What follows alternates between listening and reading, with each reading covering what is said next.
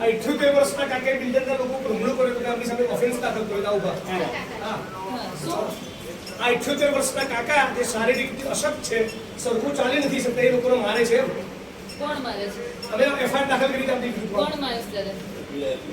અરે તમે એફઆઈઆર કરી છે, આમલી ઉપર આરોપી બનાવી દે.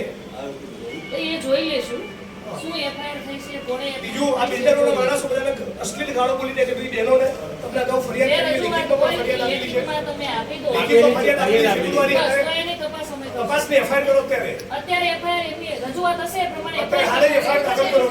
ગાળો બોલી છે તમને અશ્લીલ. આ બોલી છે. એક જ વ્યક્તિ બોલો શાંતિથી, કેમ કે તમે 100 જણ બોલશો, હું એક જ સાંભળું છું, એટલે શાંતિથી રજૂઆત કરો. બીજું તમારા કોચરમના ઠાકોરવાસમાં દેશી દારૂનો અડ્ડો ચાલે છે. એ રેડ પડાઈ દેશું, મળી આવશે બીજું તો કેસ બાબુ ઠાકોરનો બીજો કોચરમમાં દારૂનો અડ્ડો ચાલે છે. ત્રીજો અડ્ડો ચાલે છે ઇંગ્લિશનો ઝાલાનો. જ્યાં દારૂ ચોથો ચાલે છે કોચરમમાં ભીલવાસનો કેમ ચાલે છે એ જવાબ પૂછવા આવે છે. કેમ દારૂના અડ્ડા ચાલે છે? બિંદાસ ચાલે છે.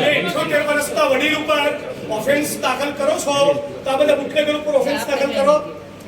હે ખુલ્લે આમ જ ના ચાલે છે સાહેબ. પછી ખુલ્લેઆમ અડ્ડા ચાલે છે. ખુલ્લે આમ ચાલે છે. ચાલે છે. પછી વિશાલ વેચાણનો અડ્ડો ચાલે છે. જવાબ આપો. જ્યાં દારૂ વેચાતો હશે અમારા ધ્યાનમાં આવશે. આજે અત્યારે બધું બંધ કરાવો. કોણ છે એનો વહીવટદાર? કોઈ વહીવટદાર નથી. નથી. આ તો એમને દારૂના અડ્ડા ચાલે છે. હા, એ જોઈ લેશું, મળી આવશે તો કેસ થઈ એમને દારૂના અડ્ડા ચાલે છે. બીજી કઈ દેખો, રજૂઆત હોય તો વકીલે જો એફઆઈઆર કરો. એક મિનિટ બીજી રજૂઆત કરો કે ડિસ્મિસ કરવા માંગો છો?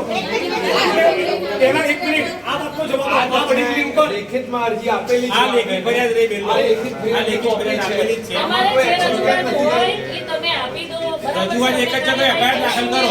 તમે જ્યાં દારૂ વેચાતો હશે ત્યાં મળી આવશે તો કેસ કરશું. બિલ્ડરના મળતિયાની સામે એફઆઈઆર અરજી આપેલી છે. આજ દિન સુધી કોઈ થઈ નહીં. જશે.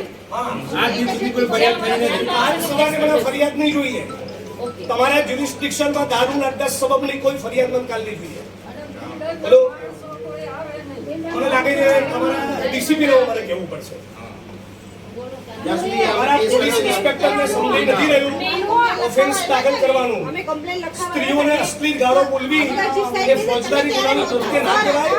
એને છે ને અમારી કમ્પ્લેન એવું બિલ્ડરોના માણસોને બધું ખબર પડી. તમારી ના લેખિત ઉપર કેમ તમારી એના ઓફેન્સ જે દાખલ પીએસઆઈ કરી. જ બેઠા હતા તમે જે એમનો ગુનો દાખલ કરવાની શું તમે મને ન આપી હોય અને 20 દારૂના અડ્ડાનું લિસ્ટ હું જાહેર કરાવું. તરફી ના થા મને તમારે ન કરવું હોય ડીસીપીને કહી દો. તમે મને ના પાડી દો. મને મળી ડીસીપીને કહો. કે ભાઈ મારે ફરિયાદ કરવી છે. ના, ના, અત્યારે તો શું કરવું? 5 ફેબ્રુઆરીથી ફરિયાદ આપી છે, એફઆઈઆર કરે. તમે હું એફઆઈઆર ની કોપી લઈને પછી લઈશ. આપણી સામે ફરિયાદ લઈ લીધી રજો તમે તમારે ન થઈ શકો, તમારે પ્રેમથી ના પાડો તો સીપી ના ઘેર જાઉં, ઓફિસ નહીં જાઉં, ઘરે જઈશ, ઉઠાડીશ, બપોરે હોઈ ગયા છે તો. એન્ડ વેન આઈ સે ઇટ આઈ મીન ઇટ. હું એમના ઘરે જઈશ. Take it very seriously. વધારે મને આક્રોશ ન થવું પડે એવું કરો. હાલ આદેશ કરો પીઆઈ ને રાઈટ નાઉ.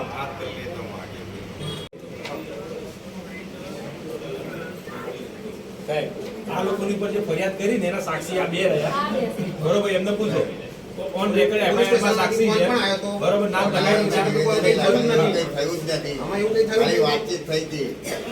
આ પોલીસ સ્ટેશનના હદ વિસ્તારમાં ચાલતા તમામ દારૂ અડ્ડાનું લિસ્ટ બનાવો, જુગારના અડ્ડાનું લિસ્ટ બનાવો, મને આપો. ચલો, તમારે બહુ એફઆઈઆર કરવી છે ને તમે પૂરી કસરત કરાવો. બરાબર, આજ સાંજ સુધીમાં મને 45 કલાક આપો. એમને 78 વર્ષના કાકા ઉપર એફઆઈઆર કરવી છે ને, તમારે બહુ કલમ ચલાવી છે, તમે પૂરી કસરત કરાવડાવો. આવો. આ જે ઝોનના ડીસીપી હતું હોય ને એના જ્યુરિસ્ડિક્શનનું બી તમામ લિસ્ટ કાઢો. ઝોન 7 નું ટોટલ લિસ્ટ મને આપો. નેક્સ્ટ 3 દિવસમાં બધું લિસ્ટ આપો. ઓકે, હાલો. હું હાઉસમાં બોલું છું. કઈ ખબર નહીં. હું આટલી બધી બિલ્ડરોની ચાપલુસી શરૂ કરી છે તમારી પોલીસે. આટલા દલાલ થઈ ગયા છો, એજન્ટ બની ગયા છો. સ્ત્રીઓને જે લોકો ગાળો બોલે એ ગાળો બોલનારની સામે ગુનો દાખલ નથી કરવો. 78 વર્ષના ગરીબ માણસ પર કેસ કરો છો. શેમ ઓન યુ. અમે 70-80 લોકો અહીંયા આવ્યા હતા એક કમ્પ્લેન કરવા. અને મને ખબર છે આમાં જે સામાન્ય માણસોને સરકારનો ખબર પ્રોજેક્ટ છે, અમારે કોઈ લેવા દેવા નથી. અમે કોઈ કમ્પ્લેન બિલ્ડરના એજન્ટ જ બની. એમની રહી હતી, અમારી ક્રોસ તો ફરિયાદ લીધી. હું જાણું છું. બિલ્ડરોની ઉદ્યોગપતિની વાત આવે એટલે બધા શું કરતા હું સમજુ છું.